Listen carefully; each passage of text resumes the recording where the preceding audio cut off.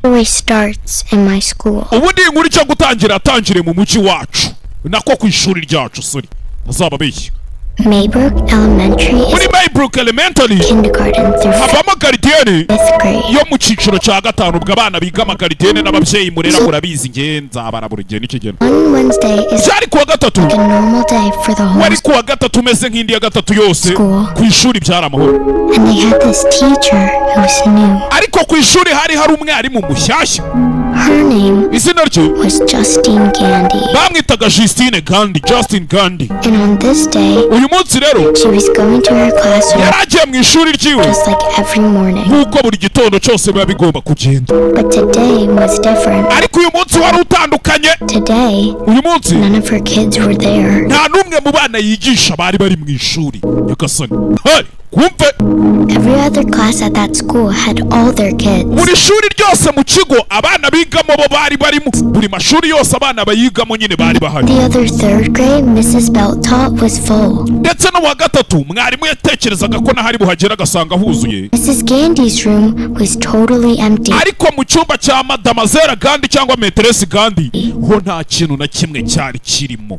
mama we wumve Not totally. oya nako ntago ari uko ari mu busa buri There was one boy there. harimo umwana umwe w'umuhungu His name izina rye uzi ukuntu bamwitaga was Alex Lilly. bamwitaga Alex Lilly wumve And he was the only kid in the class of 18 that yari we mwana mu ishuri ry'abana 18 came to school that day. wari wabashije kuza ku ishuri uwo munsi abandi bana bose 17 bataje You know why? muzi impamvu byagenze bityo impamvu murayizi uyu mwana ari we waje kwiga The wenyine only one there. impamvu uyu mwana ari we wenyine wari uri mu ishuri Because the night before, ni ukubera ko ijoro ryari ryatambutse 2:17 in the morning, ahagana mu masaa 8:17 za mu gitondo every other kid woke up, buri mwana wese wigaga muri iryo shuri aho yari ari mu rugo iwabo yarabyutse got out of bed, asohoka mu buriri walked downstairs, walked downstairs amanuka ku maesikariye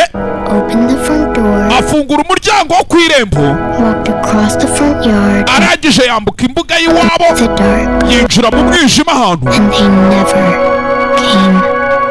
nta mwana n'umwe wigeze agaruka bakimara kugenda wumva filime ukuntu tuyitangiye ati buri mwana wese agana mu masaa 8:17 za mu gitondo yarabyutse mu buriri bw'iwabo arasohoka amanuka hasi kingura umuryango wo ku irembo yinjira mu mwijima ntiyigeze agaruka bivuze ngo abana 17 bari basibye ishuri mu ishuri rya Maîtresse Gandhi bose barasohotse mu masaa 8:17 z'ijoro yinjira mu mwijima baburirwa irengero ibi ni